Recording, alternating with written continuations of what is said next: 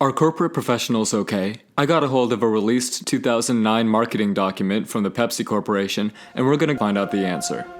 How do we get from convention to innovation? Branding is very conventional these days, so what we want to do, for convention to go through Pepsi, we also need to invest in our history and brand ethos so we can create a new trajectory forward. That involves moving our DNA, which is basically our brand ethos, also through Pepsi, which gets us through innovation with a identical angle at the trajectory upward. Now, the investment in our DNA leads to breakthrough innovation and allows us to move out of the traditional linear system. So we want to go to the future, and so get out your compasses. It moves in kind of a curve because we have broken out of this kind of linear mode of thought, right? And by investing in that continuously, it even goes backward on that trajectory to the smaller Pepsi. It's almost cyclical.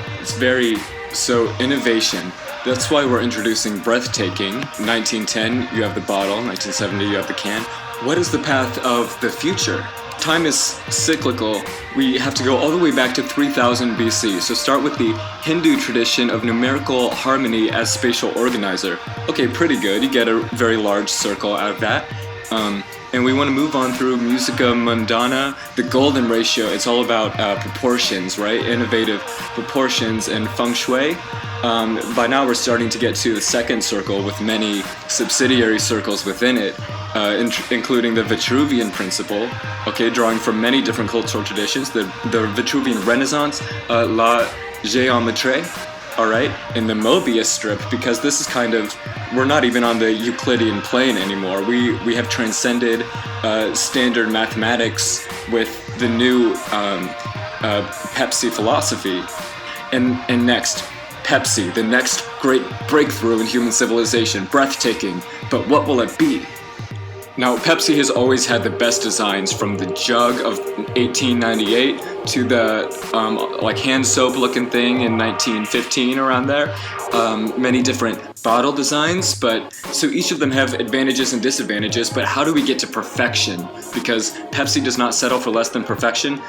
Each of these, you need to take the average of all these designs. They're all good designs, but only by getting the average perfect between them are we able to get to perfection through the equilibrium design, okay? Now look at this kind of retro Pepsi logo. You probably noticed the dynamic of perimeter oscillations and the identity that manifests itself in an authentic geometry. What you probably haven't noticed is that it's made of many different ovals, okay? And actually very systematic in how we get here, sacred geometry kind of thing. Let's isolate those ovals. We're gonna save those for later. People, these oscillations are everything. It's almost like the oscillations of the earth around the sun. This is the universe. This is everything. This is Pepsi.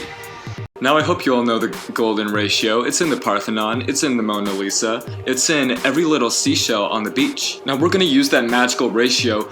Typically it starts with a square, but of course the Pepsi ratio starts with a circle, but it's the same idea. Now find the center and draw two same size circles with a diameter d equals 0.58. Now you have to rotate the center line at 45 degrees, copy one of the smaller angles, place its center at the intersection of the larger circle. Things are all coming together. Now draw a circle just like the golden ratio on the other side. Draw a circle that lies within the larger circle. We're rotating it by 56 degrees. All these steps are absolutely essential. It's all self-similar. We're getting the perfect curve by the end. The Pepsi ratio is aesthetic geometry. This is in conjunction with the entire Earth's geodynamo, okay, the naturally occurring electric generator that is, similar to the Pepsi globe. This is the analogy that it's worked into the fabric of reality. The magnetic fields, the Van Allen belts just appears in Pepsi's own energy fields. The experience, the phenomenon of enjoying a refreshing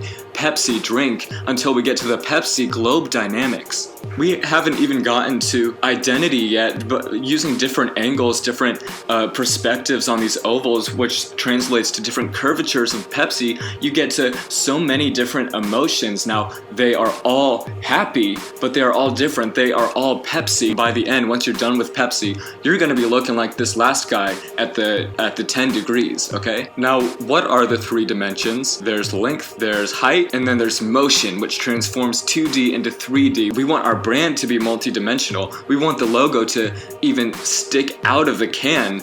Probably costs more to make, but It's all, but you cannot pay too much for, proper branding to access this kind of identity. We need to talk about color theory too.